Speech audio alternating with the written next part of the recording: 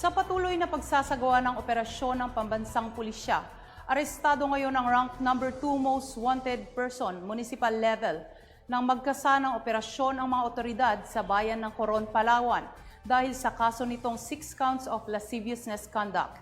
Yan ang balitang inalam ni Patrolwoman Christine Lorenzo.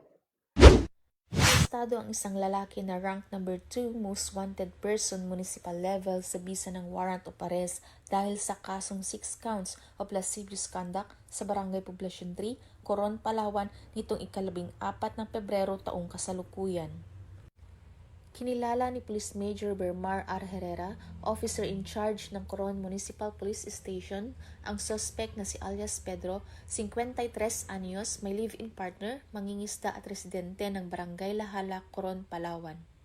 Naaresto ang suspect bunga ng joint operation sa pangunguna ng Coron Municipal Police Station, katuwang ang Provincial Intelligence Unit Palawan, 2nd Special Operation Unit ng Maritime Group at 2nd Palawan Provincial Mobile Force Company.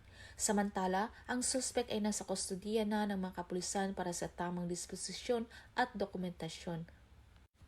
Ang pagkakahuli ng suspect ay bunga ng matagumpay na pagkakaisa ng kapulisan at komunidad upang sugpuin at mapababa ang kriminalidad na naaayon din sa positibong pananaw ng ating Pangulong Ferdinand Bongbong Marcos na ang batas ang namamayani sa bansa at ang sistema ng hustisya ay ganap na gumagana.